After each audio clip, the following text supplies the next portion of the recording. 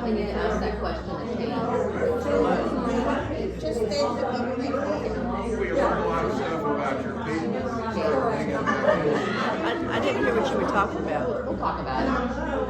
It's called nieces and nephews. How many? 5.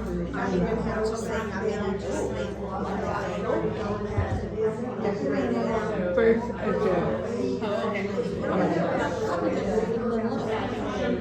But 2 are on credit spread DAR. Technically, we only have 2. No. 2. I have 8. Because I was on an overload. So now I have 8. Right? 11, 30, 31, 32. 55, 33.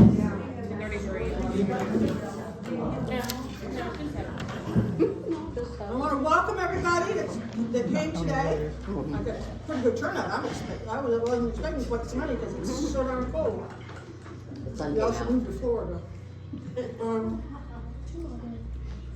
Okay, we're gonna start with a ritual with Cindy, our chaplain, is gonna do the prayer. Please take the pictures of me. Go ahead, Cindy. I'll stand. Please all stand.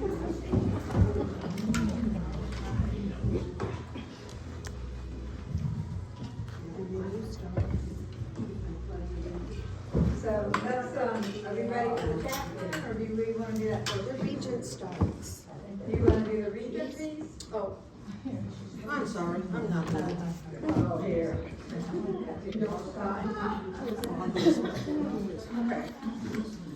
I knew I was missing something. To perpetuate the memory and the spirit of the men and the women who achieved American independence. To promote the development of an enlightened public opinion. And to foster patriotic citizenship. These are the objects of our society, Daughters of the American Revolution. So keep that which is committed to thy trust. a goodly heritage. Thou shalt remember all the way which thy God led thee. Blessed is the nation whose God is the Lord. Our Heavenly Father, we thank thee for thy guidance and for thy abiding presence in the life of our country. We thank thee for all of those yesterdays of our human race. Those lessons and fulfillment have become a heritage to us. Continue, we pray, thy blessings upon this nation, that all who are parts of it may learn true nobility of manhood and womanhood. Grant us growth in understanding and increasing devotion to righteousness. In thy name we pray. Amen. Amen. And Jenny is going to lead the Pledge of Allegiance. I pledge allegiance to the flag of the United States of America and to the republic for which it stands, one nation, under God, indivisible, with liberty and justice for all. Lucy is going to lead the American Creed. I believe in the United States of America as a government of the people, by the people, for the people, whose just powers are derived from the consent of the government, a democracy and a republic, A sovereign nation of many sovereign states, a perfect union, one and inseparable, established upon those principles of freedom, equality, justice, and humanity, for which patriots sacrifice their lives and fortunes. I therefore believe it is my duty to my country to love it, to support its Constitution, to obey its laws, and to respect its flag, and to defend it against all enemies. And Linda's going to lead the preamble to the Constitution. We, the people of the United States, in order to form a more perfect union, establish justice, ensure domestic tranquility, provide for the common defense, promote the general welfare, and secure the blessings of liberty for ourselves and our posterity. Do ordain and establish this Constitution for the United States of America. And Deborah's going to lead us in the anthem. Oh, say, can you see by the dawn's early light what so proudly we hailed at the twilight's last gleaming, whose broad stripes and bright stars through the perilous fight o'er the ramparts we watched were so gallantly streaming, and the rockets spread where the bombs bursting in air came through the night, that our flag was still there. Oh, say does that star-spangled banner yet wave o'er the land of the free and the home of the brave? Thank you, Jesus. Okay, everybody have a seat, and Mary is going to introduce our speaker. This Mary. This Mary. This one was a shock. Surprise! So we're in for a real treat today. We have the author of the book that we've been circulating around, For Women of the Revolution, sitting right here. Frank A. Mason, or we know him as Dr. Bob, and I'll explain why in a minute. He is the winner of the 2023 Gold Royal Palm Literary Award, which is the highest award from the Florida Writers Association. Frank A. Mason is the pen name for author Bob Amazon, and I misspelled it on your agenda, so. He's a retired United States Air Force Lieutenant Colonel and was a college professor for over 25 years. As an officer in the United States Air Force, he flew B-52s during the Cold War, was a flight training instructor, and directed high-level staff organizations over 22 years of his early adult life. Dr. Bob earned a PhD from, he doesn't say where, the nation's #1 public institution. University of Florida. And mentored hundreds of doctoral students at 3 respected higher education institutions. I love him anyway. As part of his life, he is also a lifetime member of the Sons of the American Revolution and is the president of the St. Augustine chapter. In conjunction with that, he wrote a series of books called the Journeyman Chronicles, which were to celebrate America 250, or the 250th anniversary of the American Revolution, or the semi-quincentennial, America 250 Celebrates. The book that we have been passing around, For Women of the Revolution, is a remarkable story of 4 different women from different classes of life whose lives interweave with each other during the war. I found it fascinating, and several historians have noted how hard it was to be a woman during the American Revolution. Left behind with a farm and children and facing the ravages of bandits and enemy troops, For Women of the Revolution is the story of 4 such women taken from actual events and woven to just show how strong those early American women were. He's written many, many other books, and you can find them on Amazon or Kindle edition, whatever. But I am pleased and honored to present to you Dr. Bob. And he also has brought a few books, extra books. He said that if you want to purchase them, the money will be donated to our scholarship fund.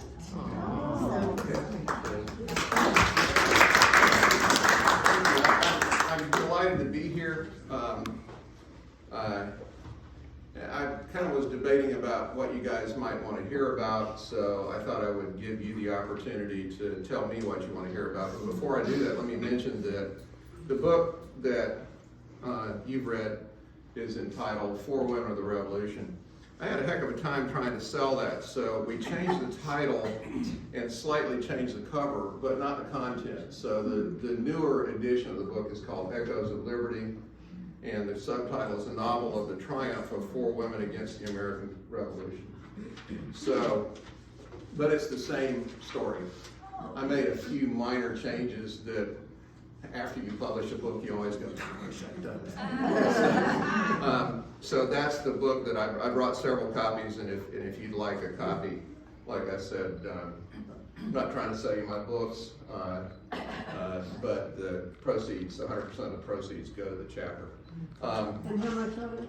$15 a piece.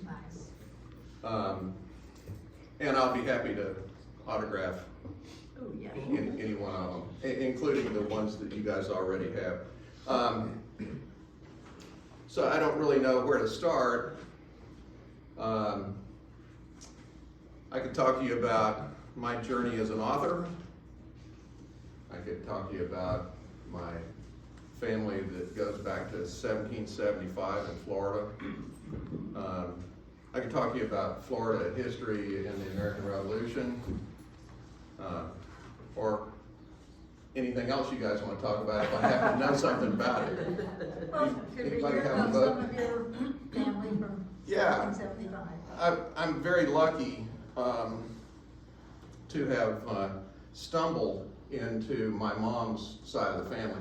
You know, when I was this big, you get in the car, and she'd be there with her sisters, and they'd be like, well, you know, your Uncle Prentice and this and that. And I'm sitting there going, wah, wah, wah, wah, wah, wah, Uncle Prentice, wah, wah, wah. Well, I wish I'd listened. Yeah, because she knew people. And so I can recount for you just briefly without, I won't turn this into Ancestry.com. We'll be here until next Thursday, right?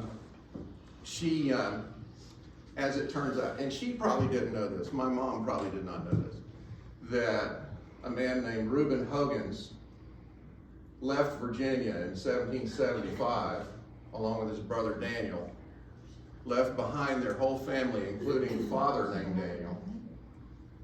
And I don't know how they got to St. Augustine other than they arrived on a boat. I don't know how their journey was, but they got off that boat in St. Augustine in 1775, early 76, I can't remember exactly. And they were immediately granted land right on the Georgia-Florida border. This was not a good place to be, right? But they were granted some land on the Little St. Mary's River. And so they went there, and I have no idea what they did. They farmed that land, I guess. Ultimately, after the American Revolution, they stayed. Great many, I don't know if you guys know, there was a great many people fled the other colonies for Florida, and the population swelled from like, I don't know, 5,000 people to something like 30,000. And a whole bunch of them got on boats and went to England or Jamaica or wherever. Well, Reuben and Daniel stayed. And they were granted land, in 1812, they were granted land by, well, at least Reuben was, there's a story here, on the St. Johns River.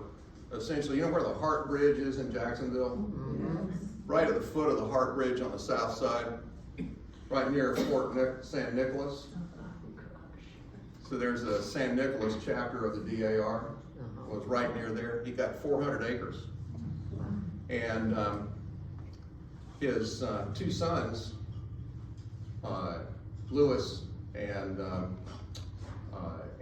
John, ended up owning, between the two of them, 800 acres along Hogan Creek in Jacksonville, which happens to be the dead center of original Jacksonville.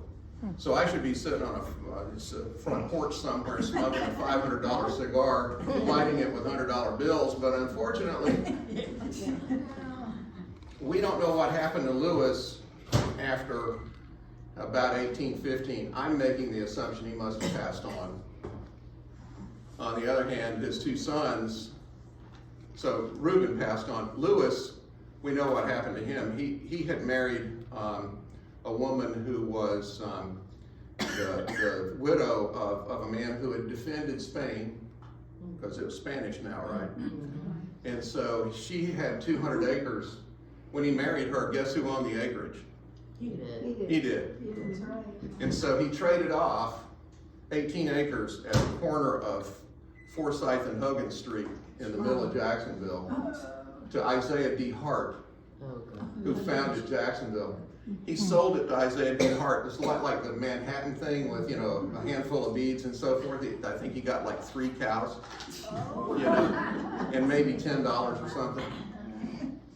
So he died in 1837, apparently killed in a fight in the Seminole War, Second Seminole War.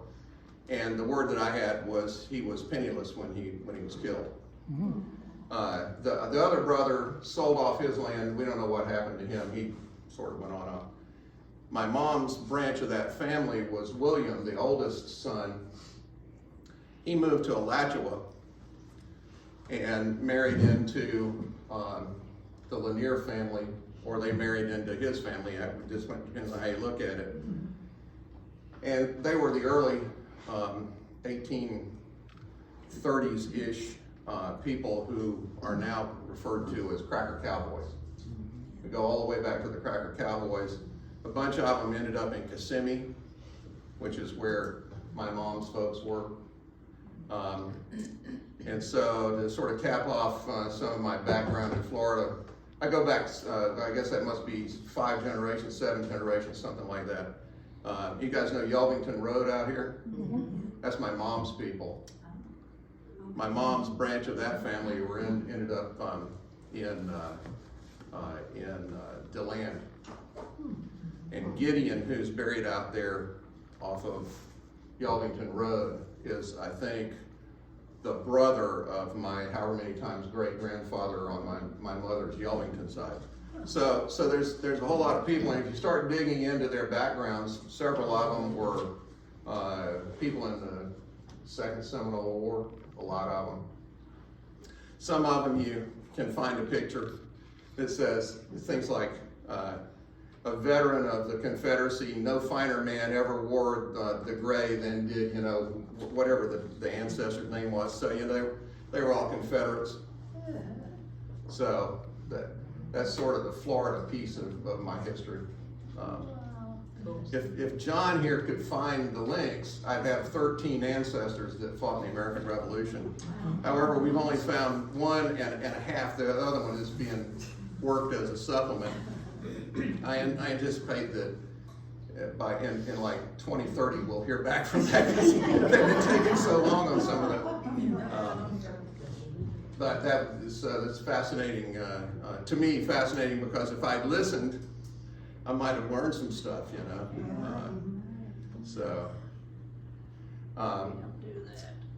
Yeah, you have to listen, right? But you know, and I keep telling my kids that stuff. I keep saying, you gotta listen to me, I'm telling you stuff here.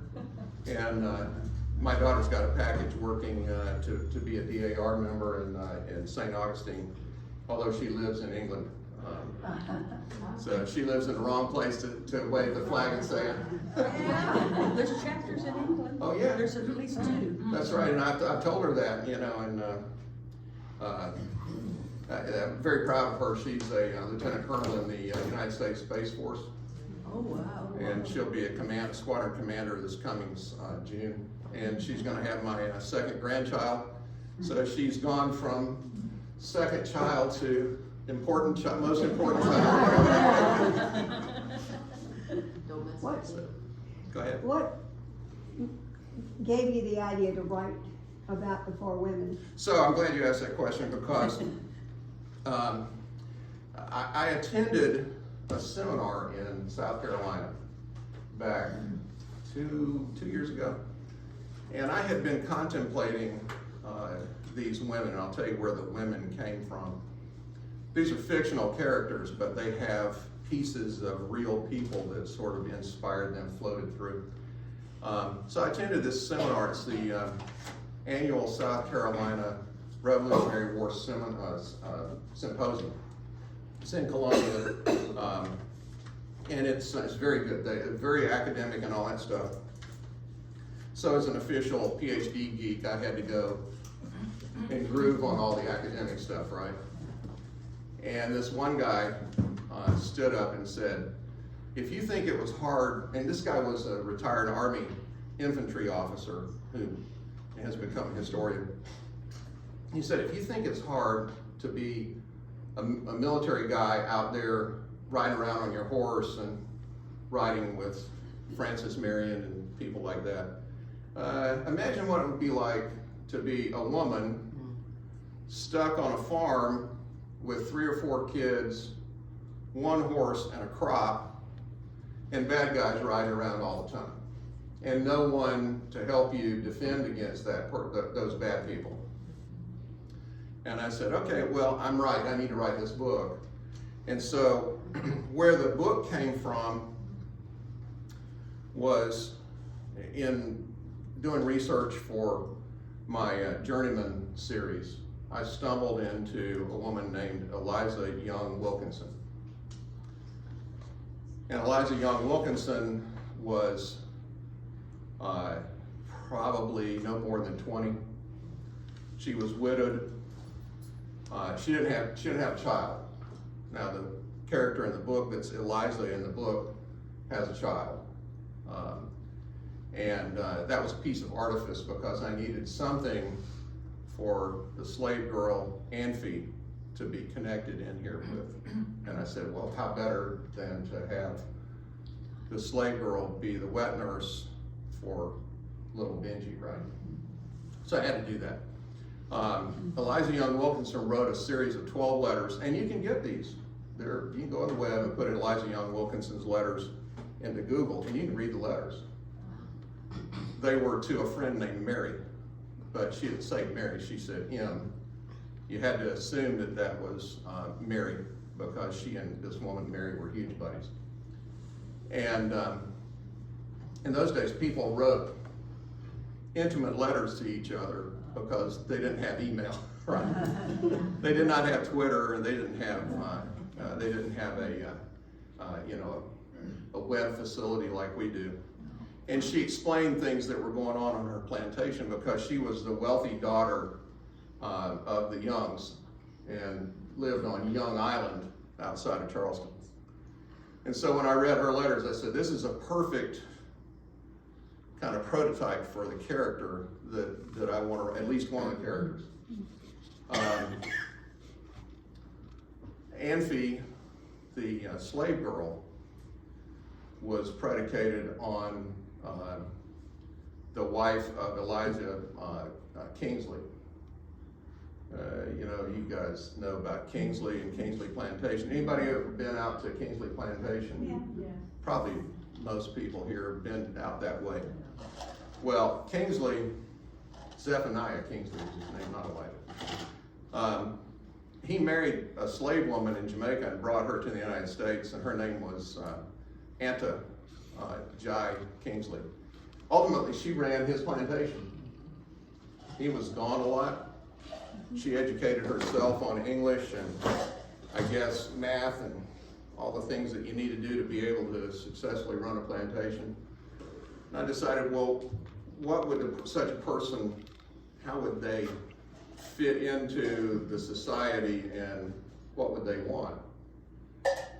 I stumbled into an academic article because, like I say, as an official nerdy kind of person, I have access to university libraries, right? So I found on this university library a dissertation written by a woman about African slaves that were brought to the United States, and in particular Wolof people and what their attitudes were. And so that's where Anfi's I am nobility, that whole thing, that's where that came from. It was an academic article that made clear that many Wolof people that had been enslaved were not necessarily all that against slavery, they just didn't want to be slaves themselves. And so she has this grail, this holy grail of trying to become free. The other people, Betsy Wiley, and before that, I think her name was, before that was Johnston. She is grounded on a woman who was, who also lived. Her name was Elizabeth Lichtenstein Johnston. She was a longtime Georgia family descendant. In fact, her family went all the way back to Philip Delagal. Philip Delagal was one of James Edward Oglethorpe's people who went and established a fort on St. Simon's Island, Georgia. Anybody been to St. Simon's? Mm-hmm. Yeah. So you know, you go to St. Simon's, there's a little village there. If you go right around from the village on the little road there, there's one of those Georgia state signs that says Delagal's Fort, and there's an arrow pointing out there. Delagal's Fort was slighted. That means it was destroyed by Delagal. When I don't know that Delagal was there at that moment, but it was destroyed when the Spanish pulled up with a giant armada of ships and were ready to invade St. Simon's. And so they destroyed that fort and they hoofed it up the military road that runs through the middle of St. Simon's, and they got to Fort Frederica up there, and then the rest of the battle started. Ultimately, the Spanish were run out of Georgia with that. So she went all the way back to him. She wrote at 83, Elizabeth Lichtenstein Johnston wrote her autobiography. Probably about 7 chapters of that autobiography were about her life during the American Revolution, and then it went on off into her subsequent life. She married a physician. They went to Jamaica, and then they went to Nova Scotia. And they had a bunch of kids, and a bunch of her kids ended up being people like Chief Justices of Supreme Courts, major members of Parliament in Canada, and so forth. So she wasn't a slouch either, right? She pretty tough. Now we come, and by the way, the thing with the cannonball going by her head, those of you who have read the book, and she steps out the door and the cannonball goes by her head, that actually happened. The book, I left Betsy in Savannah to deal with the bombing and everything, all the bombardment. In real life, she was taken to Hutchinson Island, which if you've been to Savannah and you're standing on that riverfront, there's that island across there. It's got a big building on it that's like a convention center. That's Hutchinson Island. And so she went out there and they basically made food and had it rowed across back to the British defenders of Savannah. If you get a chance to go to Savannah, there is the Savannah History Museum, and there's a large field next to it. It has a number of granite stones about the size of the squares of the carpet here, and some of those are engraved. That is the battlefield, the original battlefield from Savannah, and you can see what looks like a reproduction of one of the redoubts and so forth. So I had Betsy in the middle of that because I wanted to tell everybody how bad it was to be bombarded. Ironically, the Americans lost 700 or 800 men killed. I think the British had about 15 because they were behind all the earthworks. Then finally we get to the one that I think is my favorite character. My favorite character in the book is one of two, either Amphy or Peggy. And Peggy Ashmore in the book is patterned on 2 people. One of them is a woman named Nancy Hart. Nancy Hart is sort of legendary. She lived, we don't know if she did all the things that they say she did, but as John was saying, the story in the novel about where the guys try to take her house over and she kills a couple of them. Well, Nancy didn't brain anybody with Lucrezade pot, you know? Although I think that would be good for that, as heavy as Lucrezade pot is, right? I can barely pick one of those up. Good pots. They are. But they say that she held off 6 loyalists who took over her house, and then ultimately the militia showed up and all 6 were hanged. Well, John was just saying that they found a row of 6 graves beside a railroad right-of-way that was right on the Hart property. So it could be that that's a real story. Legends may be grounded in reality. The other person that Peggy Ashcroft is grounded in is a woman named Peggy Strozier. Peggy Strozier actually existed, and our Peggy is probably more like Peggy Strozier than she would be Nancy Ashcroft. Nancy Hart. Peggy Strozier lived into her 90s and tough as nails. When she was 94, she had a dispute with her daughter who she was living with. So she got on a mule and rode 90 miles to her son's house and got off the mule and said, "I live here now." And I said, "You should be in the DAR, you know, because she's tough." I enjoyed her because she just had no nonsense. And the one passage in the book that I really enjoyed was where she's out there barefoot, it's cold, she's getting water out of the creek, and she has to walk by the graves of her dead children, and she's making it. And her husband, he's a pretty tough guy. Nate Ashcroft in the book, he's a pretty tough guy. But he and his son, they're having a great time. They're riding around their horses, shooting at the British, you know, going off and eating a sweet potato and talking about how great it was that day, you know, drinking swamp water and stuff. And they're being all tough guys and stuff. And there's poor Peggy back at the house having to deal with a rattlesnake, you know. So that's where that book came from. I found all these real people. Peggy Strozier's Revolutionary War pension application based on her real husband's service is very instructive about what their life was like. Yeah, you can actually tell, not day to day, but several things that these people would have gone through. Let me ask you this question. Who here has woken up one morning and said, "I sure would like to write a novel"? Fess up. I know there's more than one person who said that, right? Yeah. Who here's written a novel? Who here's tried to write a novel? Okay, tell me how that was for you. It was a detective fiction Yeah. novel, and I wrote it. I think I sent it to 1 or 2 publishers, and it got rejected, so I just shoved it away. I'll show you how to get published.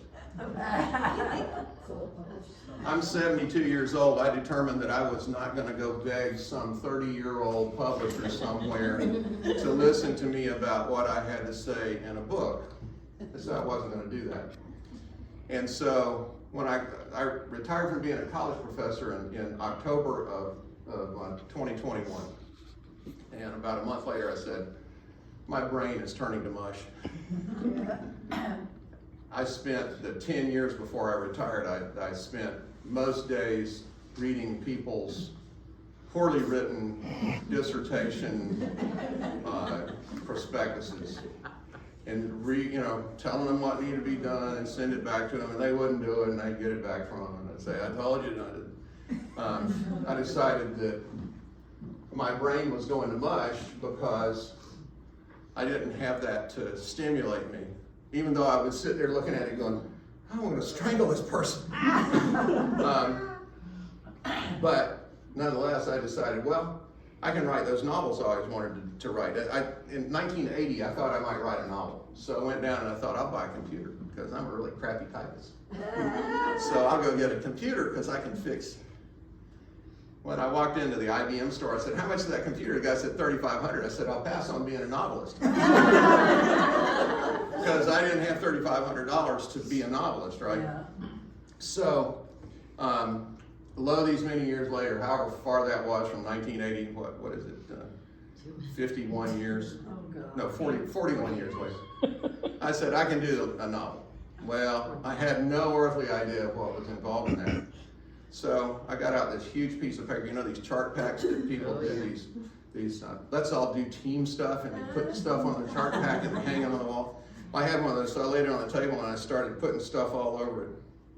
I learned that you do that in pencil because just as soon as you write it down, you go, no. Now, do I plan? Yeah. There's two kinds of writers. There's planners and pantsers. Planners are the ones that find every fine-grained little detail, and then they write every little detail down, and then they try to write a story to it. Pantsers are the people who write by the seat of their pants. They just grab the computer, throw it on the table, and go, "Once upon a time." So the planners are the ones that run into the problem of too much detail that they can't cram in, they don't know what to do with it. Pantsers run into the problem of, I don't know where I'm going. So I'm a planning pantser. I do a bunch of planning ahead, and then I just start writing it. And what I find is the planning informs everything enough. Now, I've done 2 mysteries, and I've sold about 5. And the reason I've sold, yeah. Tell them who your ancestor was that served, that you relied on. Yeah, it was a man named Hardy DeLoach Jr. He And is kin To gain. to the Deloaches Yes. here. yeah, there's lots of DeLoaches, right? Oh, yeah. So I'll come back to that in a minute. So the thing that I learned about writing these novels is that when you have all this stuff in your head, you have to get it on that paper fairly quickly. Now,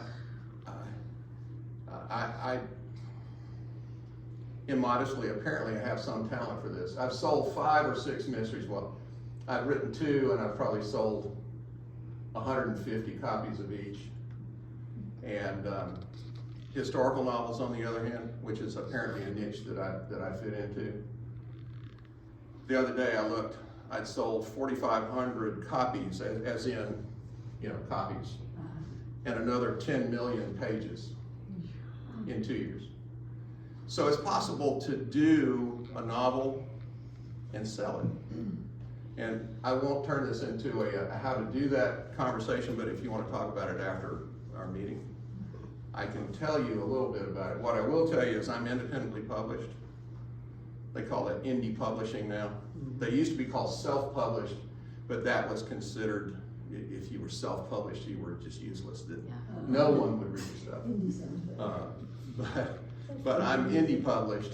I do pay a guy, a company, to help me with the cover design and setting up the books and so forth. Amazon.com has helped immensely. And so that brings me to the last thing. Why do I use a pen name of Frank A. Mason? Well, so my real name is Bob Amason, A-M-A-S-O-N. If you put A-M-A-S-O-N into Google and hit enter, it takes you straight to Amazon. Oh. So my middle name is Frank, so I made it Frank A. Mason, and now you can actually find me, right? If I'd left it just my real name, everything would go to Amazon, and that would be kind of the end of it, right? So back to the DeLoaches, and I won't belabor this because I know you've got things to do with your meeting. 3 DeLoaches all rode with Francis Marion. If I go to South Carolina and say, yes, I can prove that my people rode with Francis Marion, Rise, my son. Or if you can claim somehow that you've descended from Sergeant Jasper, who was the other South Carolina guy, they will kiss your ring over Sergeant Jasper. The DeLoaches were interesting because my dad's side, there's Hardy Sr., Hardy Jr., and my dad's line. On my mom's side, there's Hardy Sr., John Hardy DeLoach, and my mom's side. So my family tree don't branch. My family tree looks like that.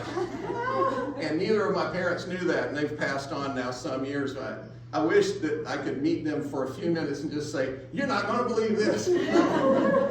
So, does anybody have any questions? I know we're running kind of longer here. We could do the questions after the meeting. Okay. And if anybody wants to talk to me about how do you do this stuff, I'm happy to sit here and answer your questions. Thank you.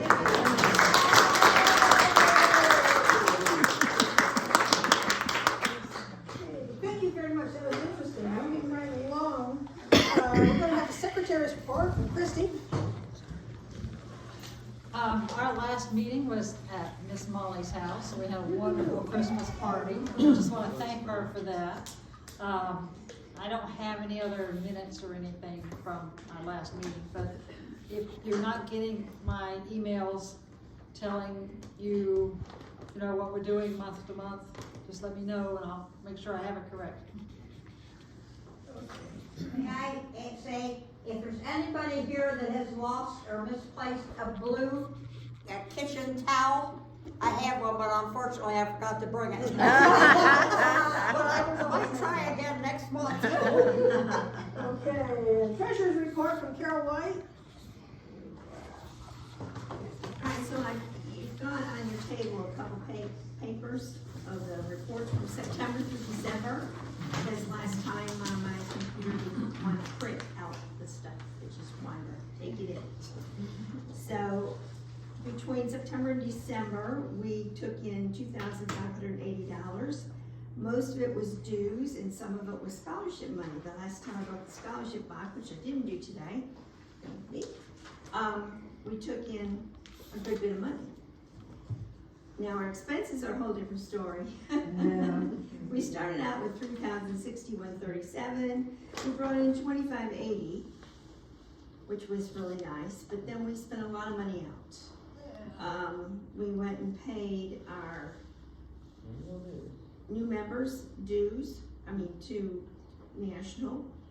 We also paid our Florida annual dues, $610. Our federal national dues at $2,745. We also had a national donation of $126.25, and then we paid some other small, the Florida Annual Regents Project, $126, and Florida CAR and luncheon at $10. And the rest of it was miscellaneous stuff that we sent out. Shriek gets a registrar's fee, and Mary received money back for the ham and miscellaneous stuff for the Christmas party. And believe it or not, I got an email today that the badges were put in the mail today. Oh, wow. Wow, after a month and a half. They were put in the mail today. So I didn't get them. I was so hoping it would be arriving today, but they didn't come in. So other than that, now we spent $4,325.88. So we ended up with, in the bank, $1,315.49, which includes a check that hasn't cleared yet for 301. And I'm also missing a check, which is my own fault. Nobody stole it. It's probably in the house somewhere. And I may have written it, and I took a copy of it, but I can't find the copy. But I have a lot of paperwork that I kind of pile up. So I haven't gone through all that yet. So I'm not too concerned about it because it would not be very much money.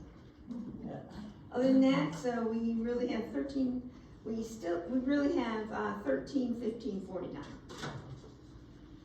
That's it. Thank you. You're welcome. Next up is Cherie, and we got some business with her. Yeah, we're gonna couple of things we're gonna go over before we do our new member thing. Who's done here? No. First of all, the certificate of awards for membership. Sally got one for December. I'm gonna give this to you, your 5-year membership certificate. I was gonna bring it to Molly's house, and I figured it would just get lost in the computer. So you were up to date with that. Second thing, last May, we ended up, somehow we've gotten confused, and Nancy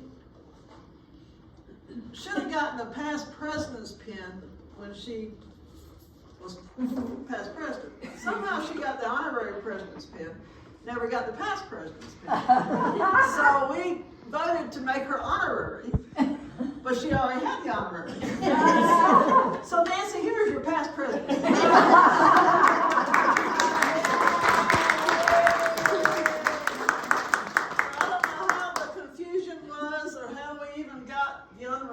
Without going through the proper channels.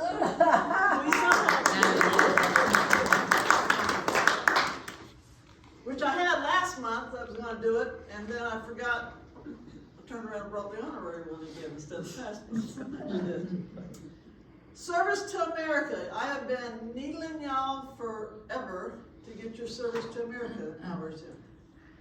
Then I found out how they equate. We had 1,860 hours we were supposed to have turned in. And how they do that, they take every member times 30.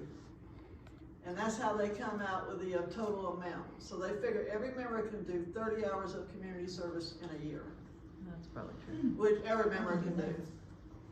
Most of y'all do it in a week. A lot of you. So we have finally reached our goal, but that doesn't mean you can't stop, because there's a bunch of y'all out there that still can get hours in for last year by the middle of the month, January 15th. Just make sure when you go in, you change it to 2024. So we still need to get some more hours in. But I do want to thank Gladys, Mary, Sharon, y'all have been faithful with that. Deborah, Christy, Nancy, Kathleen Fulton. I was getting so desperate that Jenny, Carol, and Molly got some hours put in. I knew what they were doing with the Women's Club with bingo, so I put their hours in. But we did finally make that, because I sure didn't want to turn in the CMR without being able to check that box off. But we need to stay on top of that. And Alicia snuck in on me, and I didn't see her. I'm sorry, I just got here. You've been here. So, like I said, and I've been in DAR a long time, and last year was the first year that I was really faithful about trying to keep my hours up. So it's just something you've got to make yourself do once a month, once a week. You know, usually whatever I'm doing that day, I try to do it before I go to bed. And once you get it, you start doing it, all you gotta do is hit repeat and change the date, and you're good to go. So just, y'all keep that in mind for next year, because I know next year we're probably gonna have to have close to 2,000 hours with our membership going up. But I know, like I said, every one of y'all like to look around. I know those belong to the Historical Society, Genealogical Society. Y'all got the hours. Y'all just don't put them in. Anything you do for your church? Anything for the church. It can't be political. You can't count travel time. But other than that, it's pretty much anything. You can play bingo, but you can't count the hours. But you can work at the table and be the caller and count the hours. You know, so there's a difference in that. Susan can't, because she just played it. She just calls. So y'all, please try to keep on top of that this year. CMR, the paperwork was sent out through an email. We're asking y'all to turn it back in so we can figure out our reporting for the year. I've got Rita Zimmerman, the very first one, and we never see her, but then I realized that she's the Florida State President of UDC. Did not know that. So, and then Chrissy sent hers in, and Gladys sent hers in. Lucy May gave me hers today. Are you looking for this? I'm looking for that. This thing, right? Okay, yes, that's Okay. what I'm looking for. So y'all give them to me before you leave. Okay. So that has to be in by the end of the month. Okay, we are currently at 65 members. We've got one that was verified at National, doesn't have her number yet, but she's verified, so she is good. And I know we're gonna lose one this year. So we'll still be at 65. And then we have a new applicant that's being worked on right now. I'm waiting on her birth certificate and her parents' death certificates, Janet Smith. Mary brought her to us. I don't know if anybody knows her. Those of you that were in UDC with us, she's from UDC. So hopefully within the month I will get her to get her application in. The registrar's job has changed some. They are now asking for people to double check everything the registrar does. Oh, wow. So I need somebody to follow behind me to do it. So if anybody is really interested in learning that position, let me know. You'll make a good one, Tracy. Jesse. With it. So like I said, I have to have somebody that double checks everything I do now. Wow. To look for mistakes. Can we go in on Molly the whole time? Huh? Can we just go sit at Molly's house and do it? Yeah. Okay. So with that, we've got a new member who has finally gotten in. She's been with us for quite a while. Well, we had two new ones today. Catherine Walburn, she has not shown up. So, but the other one is Miss Jessie Greer.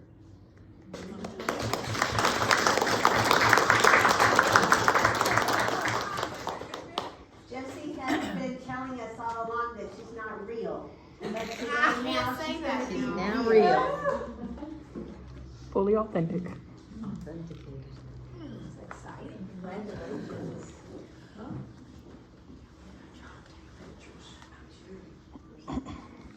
Okay, so the regent and the registrar, the chaplain, and the new member have come forward.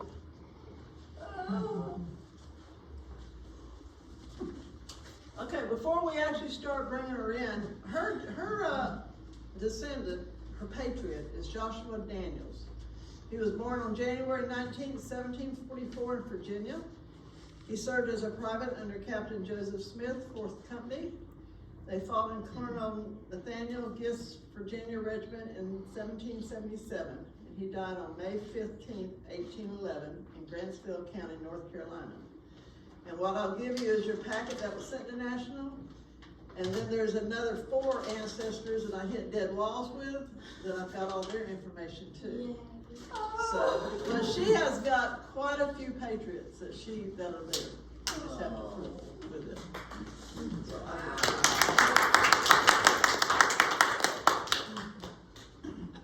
okay. Okay.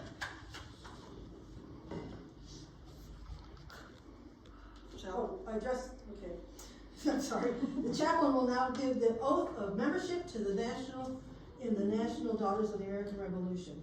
Okay, so please raise your right hand.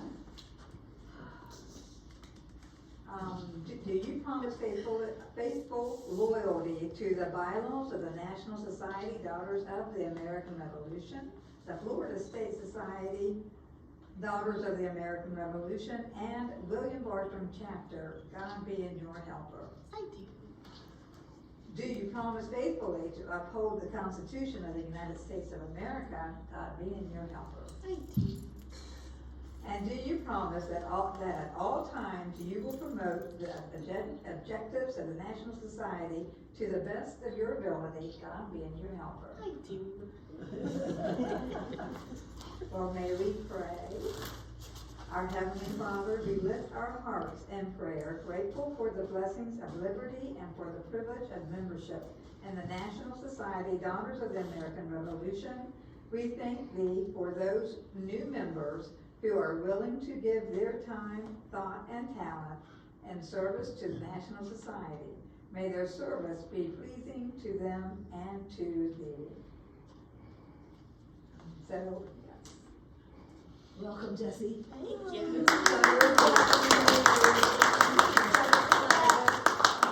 Mary, will you come up here, please? This one? Yes. You Yeah. Oh gosh. What's been so interesting is watching the relationship relationship and the friendship blossomed between Molly and Jesse.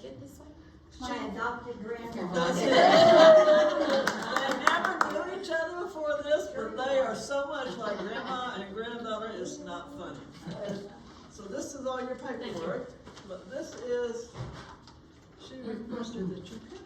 We made that promise. Oh, yes, we did. Because I've been here for so long and you forced me to do things. I was gonna let Molly pin you, but we figured she'd stick you. It wouldn't even be her. She did it on purpose. I wouldn't do it on purpose. I know you would.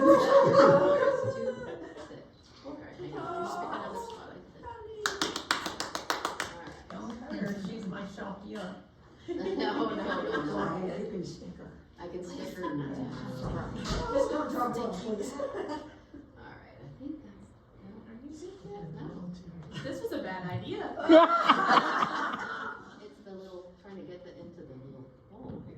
Okay, so we can get our glasses, probably. Okay. They probably would. And here's your bag. Hang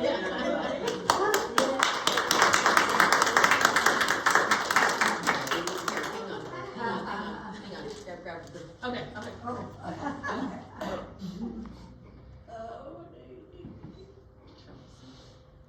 Motley Crue. It is true.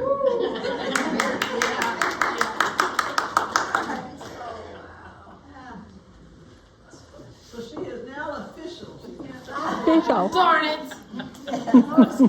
No excuses, oh Lord. Can I say something? Yes.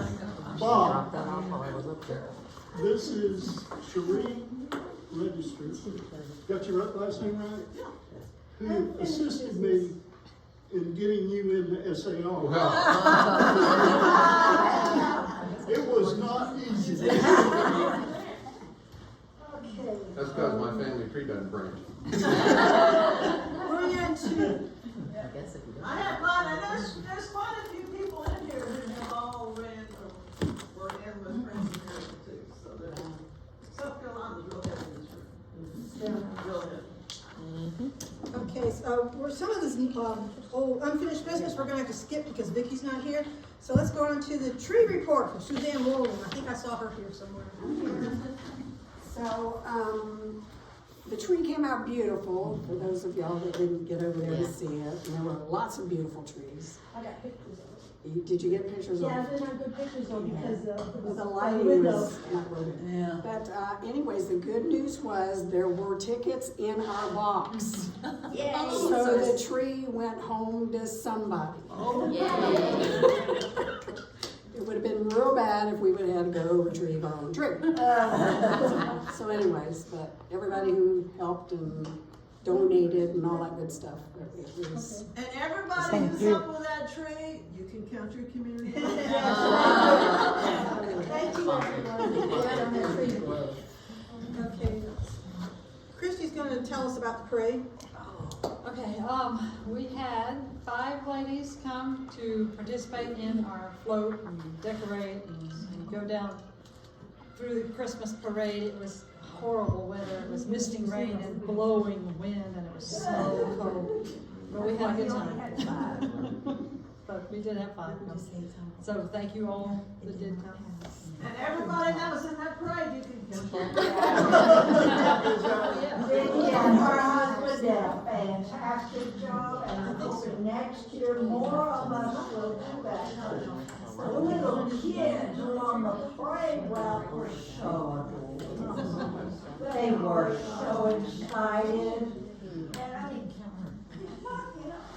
come and do it, and it's a fun experience. She was the other one on the floor. Okay, Mary's gonna bring you up to date on the Liberty Tree.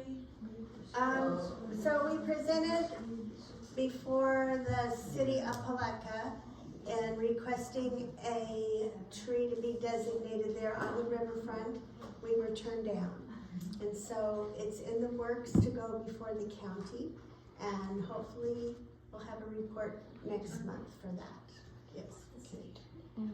What kind of tree or what? I don't know who's talking. Me. What kind of tree is it that you, Any tree, Any tree. we can designate any tree, we can plant a tree, Right. but it's easier to already have one that's established. Uh-huh. They would like one that's, what's the right word, indigenous to our area, so the water oak is a good one. is there a date for that meeting? Yeah. No, everything's kind of on hold right now for the Liberty Tree. We can let you You know. know, I think we're scheduled We were supposed to go see Quincy about the marker. about the, yeah, I never got around to never it. got, well, and Alex Sharp is going to be presenting for us before the county, so. That's a good thing. Okay. Now, if you remember, the Jacksonville chapter sent us an invitation, and I don't have any other information on that, but it should be, if you take notes, you should have it in November. I think it was a November meeting, November, October.